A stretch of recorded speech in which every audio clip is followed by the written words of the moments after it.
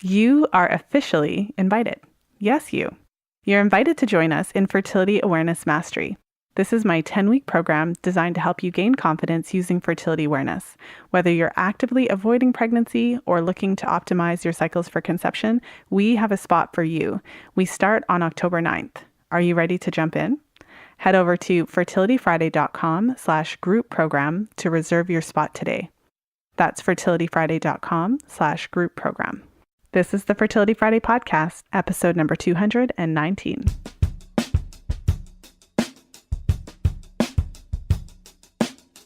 Welcome to the 219th episode of the Fertility Friday podcast. Thank you for joining me today. I'm Lisa from fertilityfriday.com, and this is your source for information about the fertility awareness method and all things fertility. And today I'm excited to share my episode with Georgia. So today is a new installment of the Fertility Awareness reality series. So last week I shared an installment of the Pill reality series. So we've got different series going on. So the Pill reality series is all about hormonal birth control and some of the side effects that my guests have experienced. Whereas today's episode is all about fertility awareness. And so it gives you kind of like a behind the scenes sneak peek into what it's like in one-on-one sessions. So these are the types of conversations that I have with my clients, whether we are just doing one-on-one work or whether we're in a group setting. These are the types of conversations that we have. So it really gives you some insight into what's happening, not only about fertility awareness, but some of the challenges that my clients experience when they're starting to learn how to chart and kind of figuring everything out. The next round of Fertility Awareness Mastery is starting in a few weeks. So make sure to head over to fertilityfriday.com/group program for more information, for details about the schedule, and also to apply to make sure that we can reserve your spot. So again, that's fertilityfriday.com/group program. Now let's jump into today's episode with Georgia. So I'm really excited to welcome Georgia to the show today. Georgia was a member of my most recent 10-week Fertility Awareness Mastery group program. And at the time of this recording, it's actually been, this would have been the second week. So yeah, I think so. Yeah. So we've actually finished the program. So this has actually kind of been like a full 3 months since we started. So I'm really excited to chat with you today. Thank you for coming on the show, Georgia. Yeah, I'm excited. So maybe we could just jump in. And I was saying to you in our pre-chat that I've had a lot of requests from listeners of the show to have more women in these reality series sessions that don't have a long history of hormonal birth control. And I was telling you in our pre-chat, it's just the dynamics of life, really. So in terms of, I have worked with a number of women that don't have a long history of hormonal birth control, but for the most part, it just makes up a big part of my client base. So maybe just share a little bit about your own history when you first got your period, how you've managed avoiding pregnancy and all those types of things. Cool. Okay. So I got my period, I think it was actually the first day of grade 9 or something like that. I was just turning 14. So my birthday was like 6 days later. And I remember not getting another one till that was September till the following February, I think. And then I just remember them always being kind of like long and drawn out was kind of what I remember. I wasn't tracking them though, so I don't actually know like how often they were or how long they were. But then in college is when I kind of remember like the next section happening where I was in school for musical theater, so we had like really long, intense days. And I just remember feeling like my period was coming I think I thought it was coming every 2 weeks, but it was really probably 3 weeks because I think I did start trying to track it. And I just remember being like, I'm bleeding all the time. This sucks. So my mom was like super nervous because I actually had an aunt who had, they say she went through menopause early, I guess. It's all kind of a mystery because it's not super talked about. But so my mom was like, oh my gosh, well, we have to get you to see the doctor. She's super nervous about that. So I went to see a doctor who does a lot of hormone replacement therapy. He's kind of like an anti-aging doctor. So I guess, and he had all these different PMS symptom things and basically asked me which one was sort of most related to me and kind of went over a bit of my history. And He prescribed some progesterone for me, progesterone cream, which I was not very good at taking. But I think I was okay for the first 2 cycles. But I think I was so busy that I don't know if I was actually taking it all the time when I was supposed to. But yeah, so I did that for a little bit, and then I kind of stopped doing it for a while. And then a few years later, I kind of picked it back up again because I was like, oh, they kind of I feel like they're getting short again or whatever. I just wanted to start it again. So I did it again, but I never found it really helped my situation that much. I don't know. I think it was probably other factors taking over, probably stress. Yeah.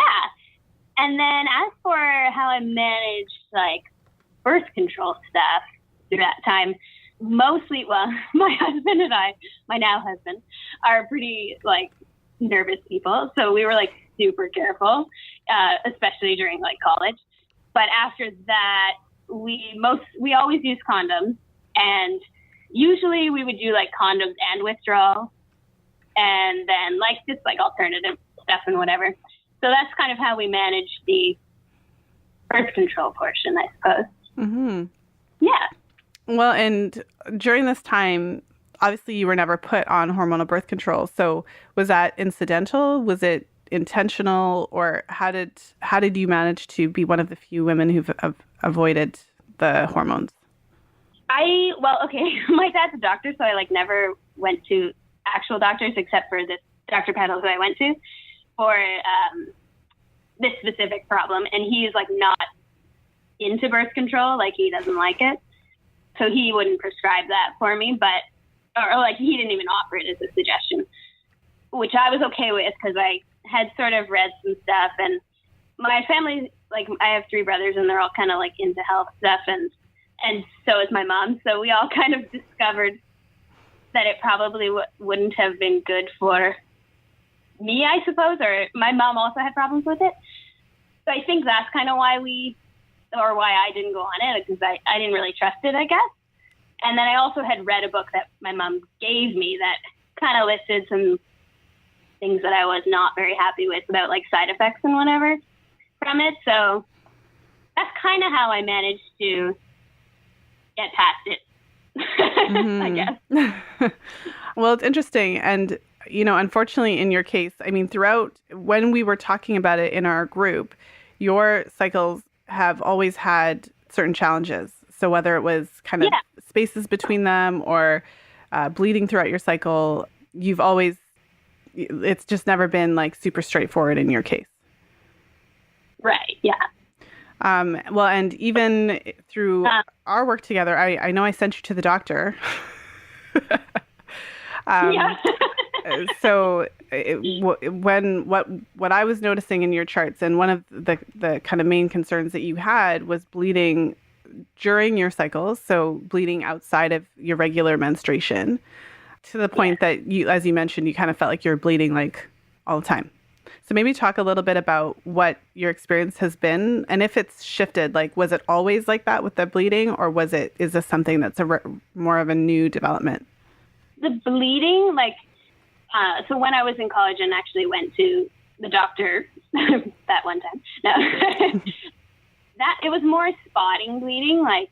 I would spot before my period, and then I would have my period, and then I would spot a lot after my period. So it wasn't heavy bleeding. It was more I was just spotting all the time, it felt like. And it probably wasn't actually all the time, but it felt like that. And I was kind of when's my period coming? And is this my period?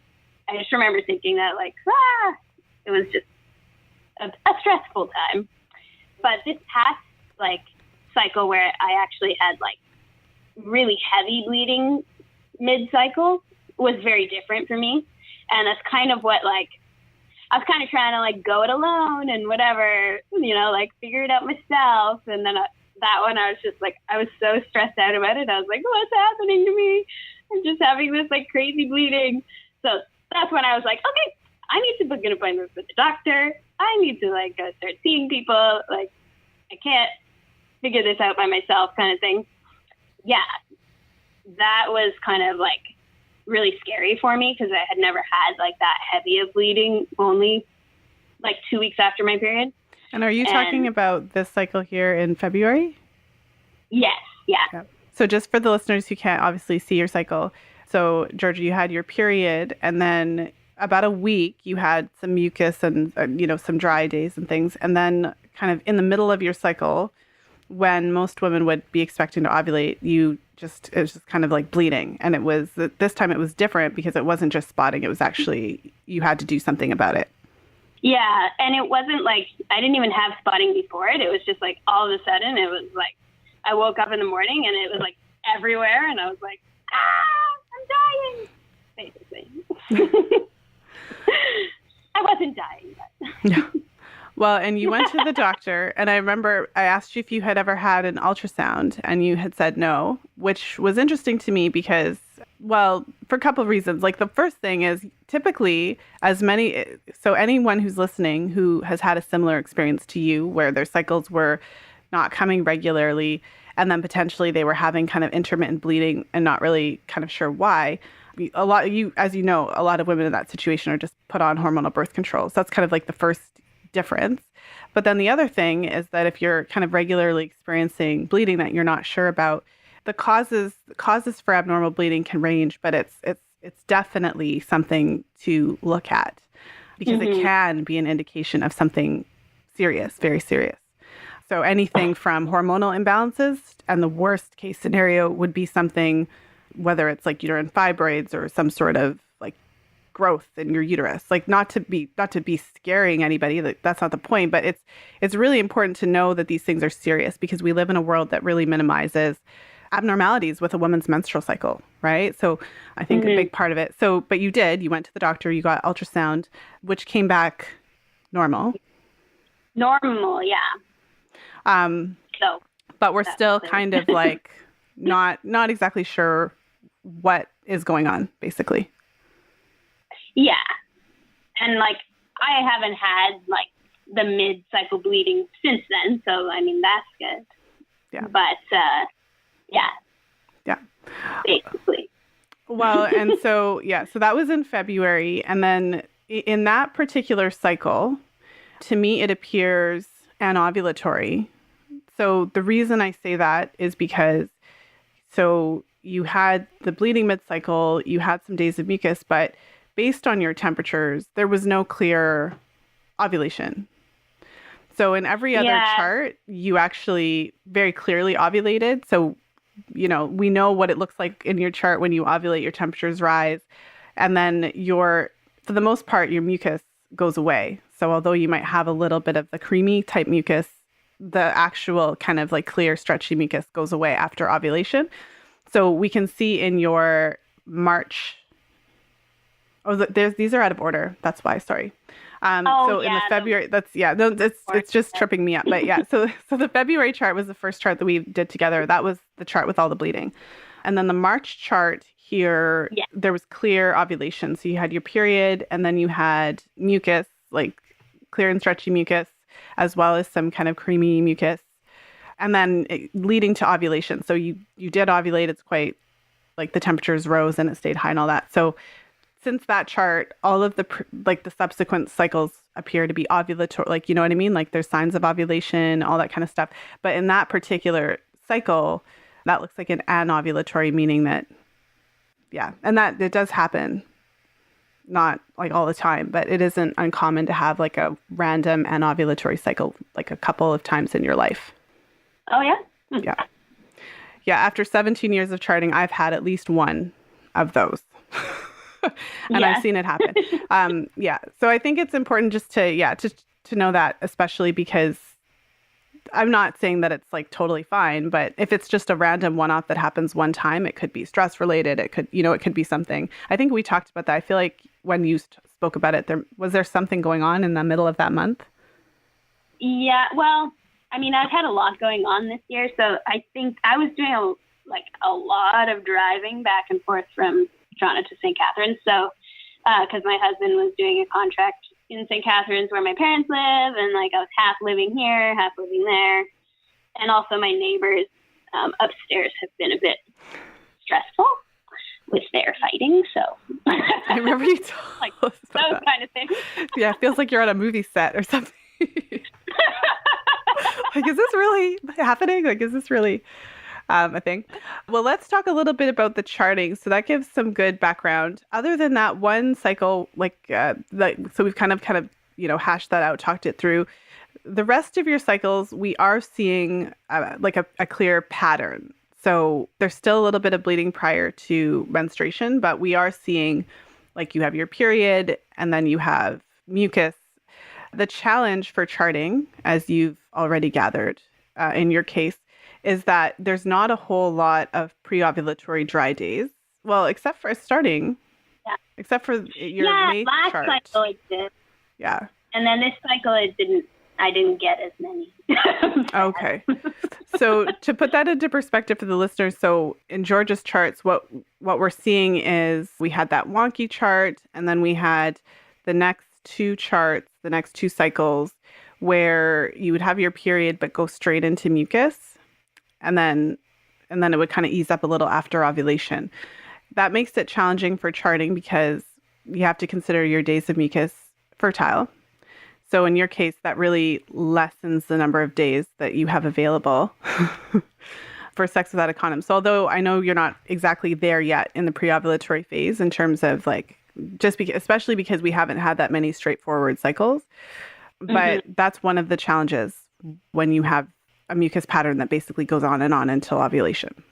So was there anything different between between your May cycle and then your June cycle?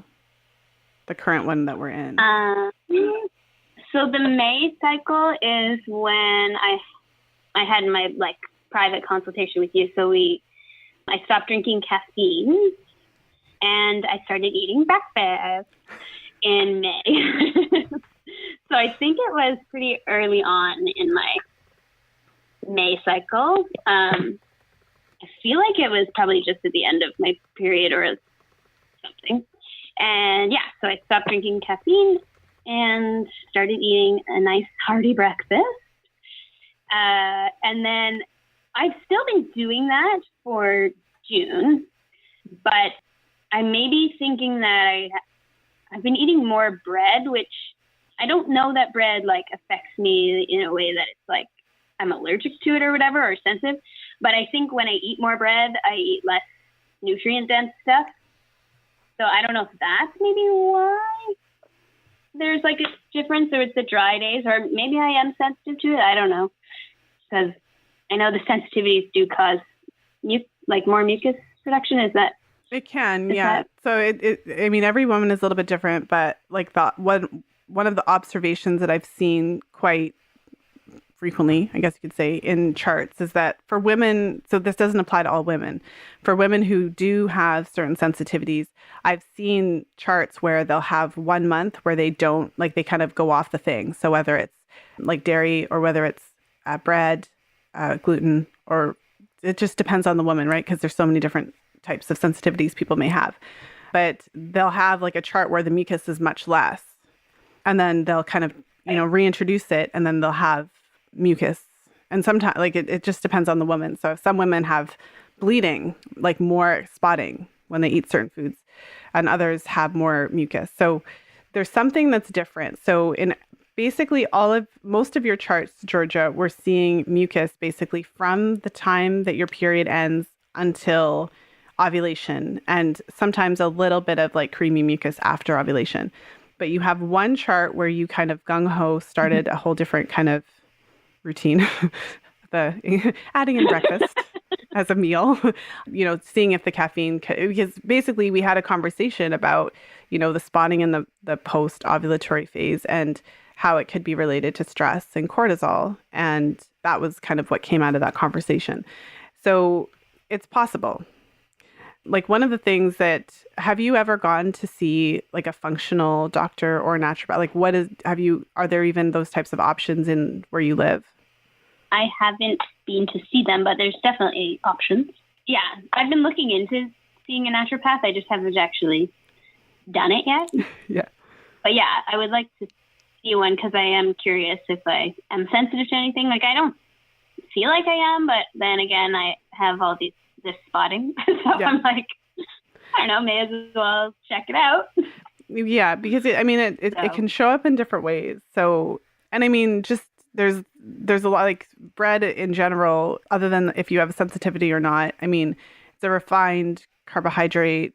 So if there's less of a balance of, protein, fat, and like it just depends on how your body's responding to it. So by no means can we say like anything definitively based on what we're seeing in the charts.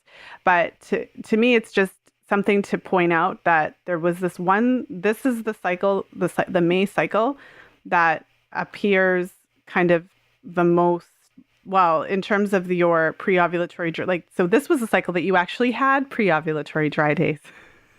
Yeah.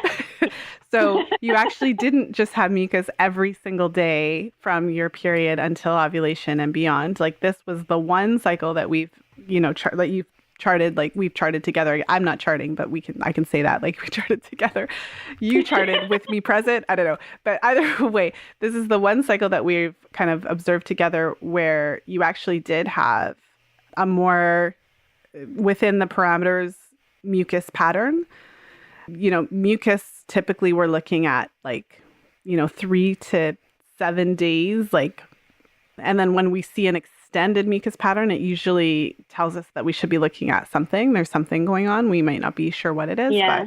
And in your case, it's very possible. So, I mean, there's always the experiment you could do. The next cycle comes along, you give it a try. And if it keeps, like, you know what I mean? Like if you kind of lower that bread intake, and then if that happens again, then that gives you a clue. And that's something you could kind of follow up more with, like a functional practitioner when you get around to making that appointment.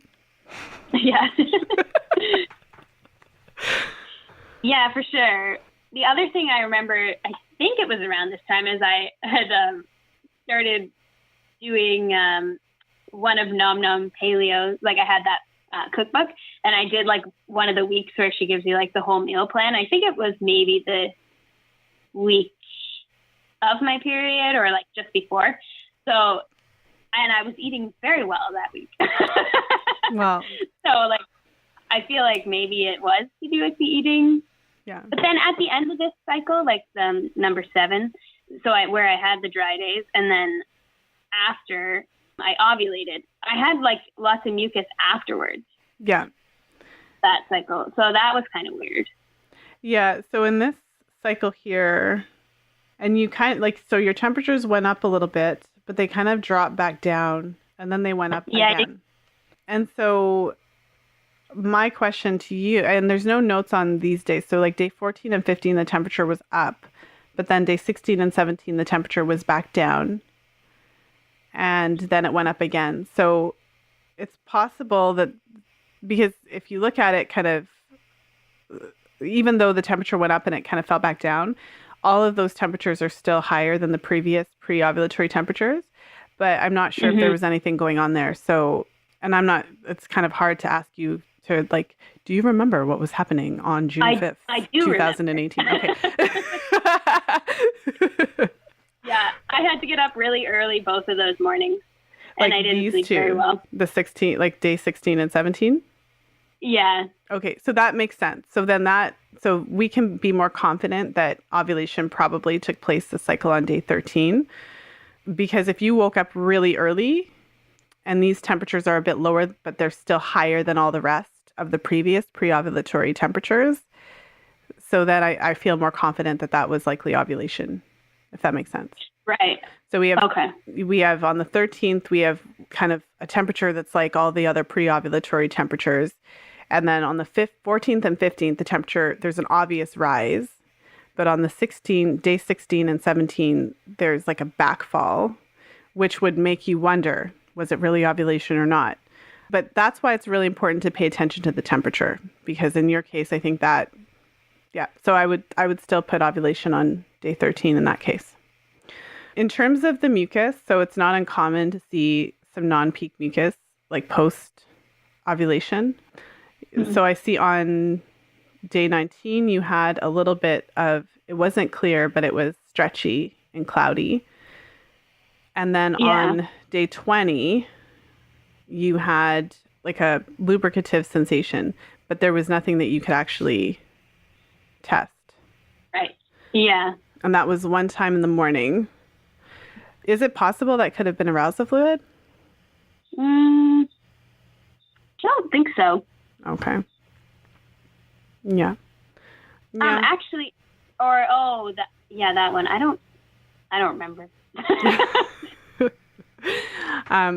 Well, I mean, we would just have to kind of watch it. One thing is that sometimes when you observe like cervical mucus post ovulation, there's a couple things to watch for. So one is that most of my clients, if they do observe like a day or two of mucus after ovulation, typically it's a different quality. Like typically it looks different than what they were seeing before. So okay, yeah. Yeah, like I guess it's... Oh, sorry, go ahead. Yeah, it does look different. And I actually am curious if I'm marking it right. Like, where was it? The 10, I had somewhere 10 cloudy. Yeah. It doesn't feel as thin as like the 10 I would have when I'm before ovulation. Like the way it stretches, it's more of like a thicker kind of. Yeah, like kind of goopy. But it still stretches, but it's not the same kind of stretches like the thready kind of stretch. Yeah. Where it's like thread stretching. I don't know. Does that make sense? It does make sense, yeah. So like peak mucus is like clear and stretchy, and then non-peak is like not clear and stretchy. So non-peak is typically more like lotion, and sometimes it stretches a little bit, but it's not the same quality. I mean, there's many different reasons why you might continue to see mucus post-ovulation. So it could be related to your progesterone levels. It could be that the progesterone is still kind of slowly creeping up and it's not quite high enough to shut down the mucus production. It could be related to like more of an imbalance of estrogen and progesterone. So sometimes if your body is kind of struggling to filter and process and metabolize estrogen, you might have like a bit more of it than, and that can contribute to it. And it can also be like related to cervical health if you continue to see that creamy type of like kind of goopy mucus post ovulation. Mm-hmm. So for charting purposes, so if you kind of, even if we take a look at some of your previous charts, in your pre-ovulatory phase, you typically have seen mucus that is clear and stretchy, like kind of that, like you do have a couple of those very obvious peak observations leading up to ovulation. And it seems like even if you still see mucus post ovulation, it's usually it's usually not that same like clear, stretchy, raw egg white type mucus. So I would say pay attention to that shift, and that will help you to identify, okay, my mucus is still different than it was. My temperature did rise. And I noticed you've been checking your cervix a bit. So how have the cervix checks been going? Oh, I'm actually because I was checking it the past few days, but I hadn't checked it in like the early part of my cycle this time. But then I started checking it a few days ago, and I'm like, I really feel like I understand my cervix now. Yay! Like I was so confused about it for a while. But like ever since I felt like the really open, like I felt it like once, and like now I'm like, oh yeah, okay, now I can tell when it's open, because I was having like a lot of trouble figuring out if it was open or not. Like I didn't know what it felt like, and I feel like I missed it every time. Like I tried to, like in my first few cycles, like I never felt it when it was open. But yeah, so like I felt that once, and then now I'm like, oh yeah, okay, I get it. So today it's very open, so maybe I'm ovulating. Yes. Yes, definitely. Well, and I see, so even in the previous chart that we were talking about where the temperature went up and then it kind of went down a little bit and then it went back up again. So when we look at all three of the signs, so when we look at your mucus, maybe tell me a little bit more about the like damp so it was lubricative sensation, the tissue was damp. Like what were you seeing on these days? That's a good question. I see, now I'm wondering if it was actually shiny, but I'm trying to remember. But I guess I saw that though. Was the lubricative sensation obvious? Yes, it was pretty obvious, but it was a weird, like, I did find this cycle a bit tricky. I was a little confused. And this was the one where I was like, I'm definitely pregnant. So pregnant. Because, like, all of a sudden, because I had all those dry days, there was, like, I was so excited about my dry days. And then, like, all of a sudden on day 11, I had, like, one observation of all this, like, 10K mucus. And I was like, wow, oh my God, it's never, like, just suddenly come like that, like, with no warning of, like, other mucus. And then the next 2 days, I remember not seeing the mucus, but I remember feeling like it was lubricative. And that was the first time I had felt lubricative without actually seeing anything. Oh, okay. Yeah. So now I'm wondering if it was shiny on there or if it was actually damp. Well, I mean, that we'll never know. Yes. Because that was in May. But I would say, so what's helpful, I mean, we talked about this a lot in the group, like this is a process. And as you continue charting and as you add more observations to your repertoire, so to speak, so then it really helps you, because what the whole point is, as you know, is to identify which days are fertile, which days are not, and we do that by figuring out which days have mucus and which days don't have mucus. And also it's helpful to know that it could change. So although it's helpful to kind of get a sense of your pattern, like what typically happens after you have your period, like do you typically have dry days, how many, like those types of things, it can be helpful just in a general understanding. It's important, as you can fully see, that it can shift from cycle to cycle. And I think we talked about this in the group as well, because when you're reading the books about fertility awareness, you get the sense that you should have your period and then dry days, and then it should go to cream, like it should be sticky, creamy, and then egg white. It should follow this pattern that someone laid out in a book.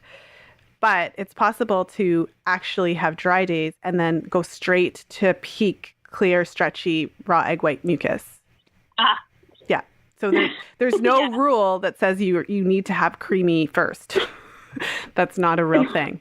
It really just depends on your hormone levels and how receptive your cervix is. So, once you move into your fertile window, as your cervix produces mucus, your mucus actually kind of goes and dissolves your mucus plug. And sometimes you'll start to see creamy, lotiony type mucus, but other times you just see straight peak.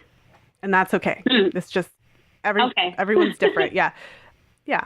So how confident do you feel about checking the mucus part? And I'll tack another question onto there, which is, have you been consistent? Or how are you finding, like, actually doing it every day throughout the day? I have been pretty consistent. I felt like I wasn't as focused on it like this cycle. I don't know if it's because like our group stopped and I was like,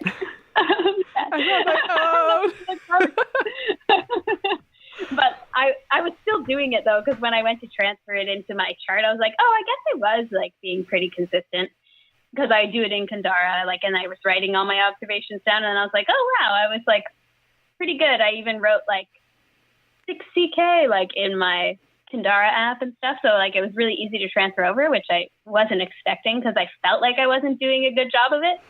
But perhaps it's just like becoming second nature. I don't know.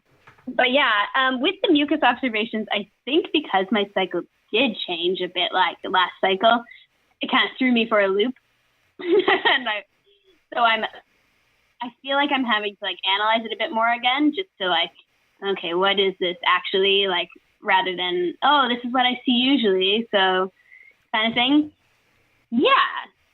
I feel like though that because I had a few different observations, like the lubricative sensation without like actually being able to pick up the mucus, I think it's kind of clarified like all the different types that I can see now, or like all the different ways I can mark it. And I think I'm a little more confident with that now, because this time I actually had this cycle I had like a lubricative sensation where I think I had to mark it as lubricative and shiny or something. Oh, I don't see it. Oh yeah, there it is on day 13. Yeah, so I was like pretty confident with that one. I was like, yeah, that was the lubricative sensation, and I'm going to mark that as shiny. Awesome. Yes. Well, I think you raised a really good point, because you said, I won't say exactly correctly what you said, but you said basically that you're having to kind of analyze what you're seeing instead of thinking like, oh, this is what I saw before. And that's key. So you are actively avoiding pregnancy today. Yes. And so, I mean, in terms of charting for that purpose, it's really helpful to be really clear on the fact that there's no guaranteed pattern that your cycle is going to follow. So once you, like when you have your period, we talked about it on your light and very light days of bleeding is when you're actually starting to check for mucus. And then you basically just have to go on a day-to-day basis. And so in the pre-ovulatory phase, I would say until your cycle settle down at this stage, especially, so in the, like we've kind of talked about in the May chart, you did have, let's see, 1, 2, 3, 4, 5 pre-ovulatory dry days. So days where you had no mucus observations, and then until you started to see mucus. But in most of your charts, it just goes straight into mucus. So it's it's like every day you're checking for mucus, and if it's there, then you consider yourself fertile. And if it's not, then it's a dry day. And so it's kind of like throughout the whole day, then at the end of the day, you make that decision. And so in your case at this stage, so we've gone through a couple of charts together. How confident are you feeling about confirming and identifying ovulation and confirming it? I think I'm very confident in confirming it. Like, I always obviously wait like the 3 days to like confirm it, which I know that's the rule. So I guess that's normal. But yeah, I feel like I've been really confident with it, except like this last cycle, I was nervous because, and I remember asking you guys, I was pretty sure and like positive that I ovulated, but because that was the first cycle, I was going to try like completely unprotected in the luteal phase. I wanted to be like extra certain, like absolutely sure. So I was a little nervous about it there, even though I was like in my head, I'm like, I know that I ovulated because my cervix had closed and like my mucus was different. And there was something else that I think I had like an ovulatory pain or something. I was like pretty sure that, yeah, I was pretty certain, but I was just a little nervous because that was like the first time I was going to try like fully unprotected. So I was like scared. Which is normal. So we talked about that in the group too. So you can read all the books, you can learn all the science, you can take a class and have a group of women who are doing it also. But until you actually take that plunge, like it's normal to feel terrified and convinced that you're going to be pregnant. And then when your period comes, you're like, oh, wow, this actually works. Yeah. That's so funny. I don't know if people talk about that part of it. It's like you feel like you're playing Russian roulette, like even though you've done all your research and you're like on top of it. So, but yeah, I think comparing it to learning how to drive, like it's obviously not like that. Like it doesn't feel like that dramatic when you're learning to drive, but in the same way that you can't learn how to drive unless you get in a car and actually start driving around, fertility awareness is very much like that, where until you actually start charting and then start actually using the method, obviously in alignment with the rules, yeah, that's when you gain your confidence. Like 10 cycles from now, you're going to be like, so it's like old hat, like, oh, it was so funny when I was nervous. I'm so like, but it takes time to get there. Yeah. Yep. Well, and it was so funny because I thought I wasn't going to be, so I was like, I know I can't get pregnant. And then it was just like, when the time came, I was like, oh, shit. That was actually really funny because we had that conversation in the group and I said to you, I'm like, okay, so you're going to feel really nervous. And after you're going to be like, what did I do? Because I've done this a couple times, right? I've supported a few women on their journey. So I totally like, this is just how it is. And it's really, this is years of deprogramming. I mean, think about all of the learning and kind of deprogramming and thinking and like to get you to the point that you even considered having sex without a condom. Yeah. Like, yes. Right? So you had to do a lot of work just to get yourself to the point where you were even willing to try the method, let alone to feel, yeah. So it was funny because then I remember we were talking about it in the group and you were like, and I was so nervous. And I was, and then I said, remember when we had that conversation? You were like, oh yeah, we totally did have that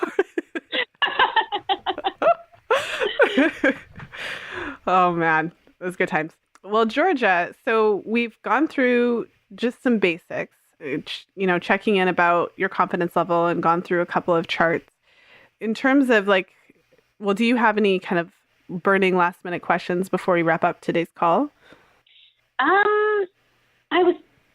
It might take a little bit of time to answer this, so it's perhaps not the best burning question to ask, but I'm kind of interested in sort of ways in my luteal phase that I can kind of, I don't know if it, like manage stress / like help my progesterone production, I guess. Because I feel like that's kind of where I'm at a standstill a bit. Like, I don't really know what to do next to, like, help my spotting and help my... Yeah. Just kind of like my mood in my luteal phase and stuff, too, is always a little bit like, oh, yeah.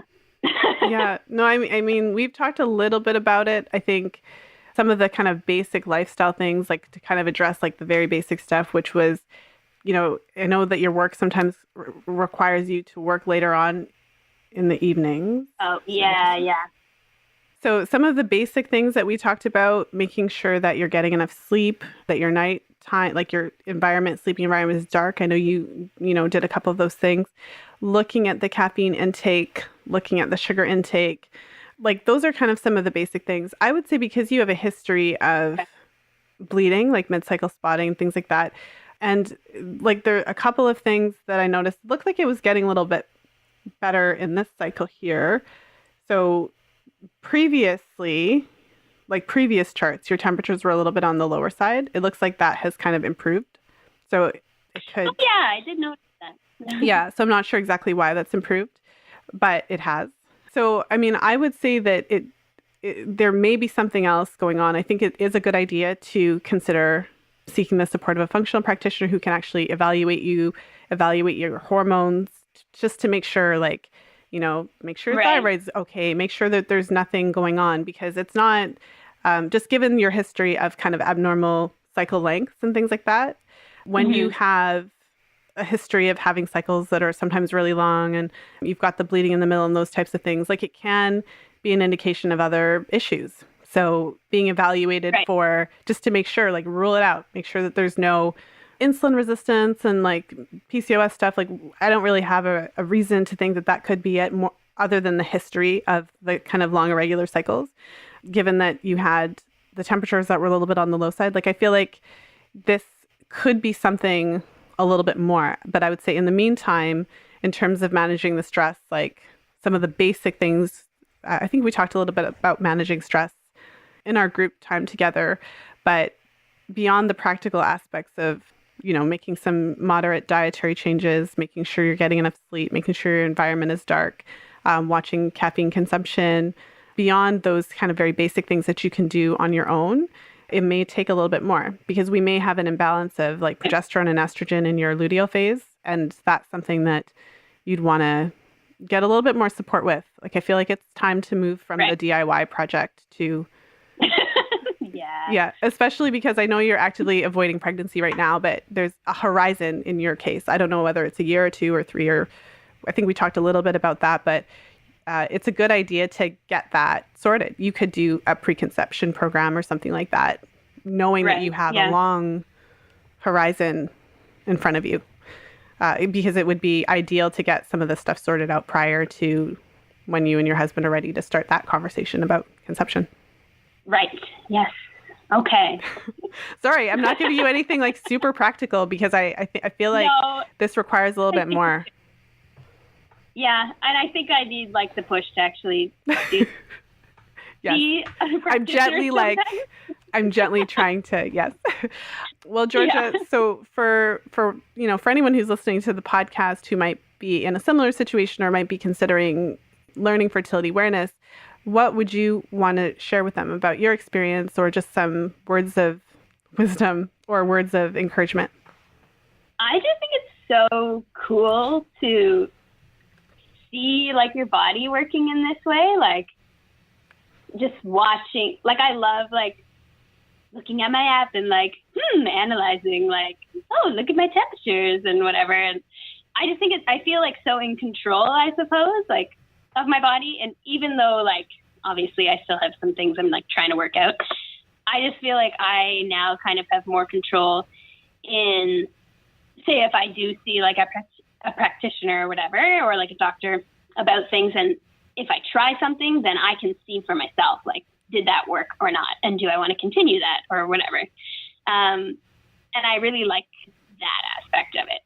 Yeah, because I like to know what's happening with my body rather than like, is this working? I can't tell. It's nice to have like the practical thing to look at and like, oh, that did help with like, I have more dry days now or whatever, that kind of thing.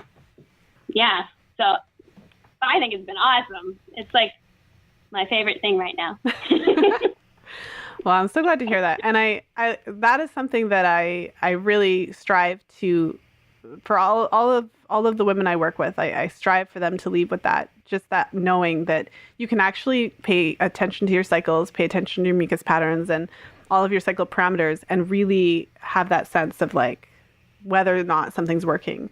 Because it doesn't, nothing you do is going to magically fix everything in one cycle. But when you hit the nail on the head, you will see some positive shifts. So, Georgia, thank you so much for coming on the show. It was a lot of fun having you. Thanks for having me. Thank you for listening. If you enjoyed today's show, please share it with a friend. You'll find the show notes page for today's episode over at fertilityfriday.com/219. I hope that you enjoyed today's episode with Georgia. I just want to send out a special thank you for Georgia for coming on the show and being so open and vulnerable and honest about your experience. And I know I've had many requests for episodes with clients that have no history of hormonal birth control. So I hope that you appreciated this episode. So Georgia did have some challenges with her cycle, even though she doesn't have a history of hormonal birth control at all. So I think that that's helpful and important to know. Menstrual cycle challenges can be related to all different types of things. And so I have worked with women who have not had a history of hormonal birth control, but still did have challenges related to various underlying things. Some that we were able to kind of figure out what they were related to, and others that perhaps were a little bit more difficult to pinpoint right away. So there's no kind of broad generalization that you can make. Every woman's cycle is different. Every woman's experience is different. And there are different stages. So the cycle disruptions that happen post-hormonal birth control are typically temporary, but they do last for several months, up to a year or more, sometimes just in terms of the cycle length, and sometimes abnormal bleeding or short luteal phases or things like that. Those types of cycle disruptions do typically last for several cycles post-hormonal birth control. But that doesn't mean that if you've never used hormonal birth control that you might not experience cycle fluctuations if there's some sort of underlying factor there. And if you're ready to jump in and really just tackle your menstrual cycle to gain confidence in using fertility awareness for birth control, I know for many of you who are on birth control and really wanting not to get pregnant right now, it's really intimidating. It's really scary to the thought of coming off and having an unplanned pregnancy. So it's really important, extra important if you're in that situation, to have some additional support just to guide you to make sure that you feel comfortable and confident that you're ready and able to use this method. And typically the women who jump into the 10-week group program or in my 4-month coaching program who are looking to avoid pregnancy, that's what they want. They want peace of mind. They want to just feel confident. They kind of want to bypass the learning curve and just kind of get in there right away, learn kind of like everything at once, and have an opportunity to kind of practice and implement it so they can really be confident. So it is possible to come off of hormonal birth control, take a little bit of time to learn fertility awareness and feel really, really comfortable and confident using the method to avoid pregnancy. And on the flip side, if you are actively trying to conceive but unsure about what you're seeing with your charts, or perhaps fertility awareness is a completely new concept to you and you're still trying to figure out what's happening with your mucus, your temperature, your cervical position, this is also just an amazing opportunity to jump right in and get clarity on it so that you know exactly which days are the best of your cycle when you're trying to conceive, and also gain some insights as to what's happening with your cycle. So for more information about the group program, make sure to head over to fertilityfriday.com/group program. So again, that's fertilityfriday.com/group program. And I just want to thank you for spending some time with me today, with me in Georgia, I should say. So I appreciate you for listening to the show, for supporting the show, for sharing the show with your friends. I appreciate all of you who've left a rating and review on iTunes. Well, it's no longer iTunes, it's Apple Podcast. So I misspoke. But I just appreciate all of you for supporting the show in whatever way that you have been. It really does show. Just the word of mouth is incredible. So many women tell me like, oh, my friend referred me to the podcast, or my sister, or my acupuncturist, or my naturopath even. So I really appreciate all of you for just spreading the word. Ultimately, I do believe that every woman has the right to know exactly how her body and her fertility works. And I believe that fertility awareness can play a really big part in that. And even if you are not using it for anything, even if it's not the right birth control method for you, or if you're not, not interested in actually kind of going and doing all the work that it takes to make this method work for you, we still have a right to understand how our body works. So I really appreciate all of you for helping me to do that and just to spread the word. So with that said, until next time, be well and happy charting.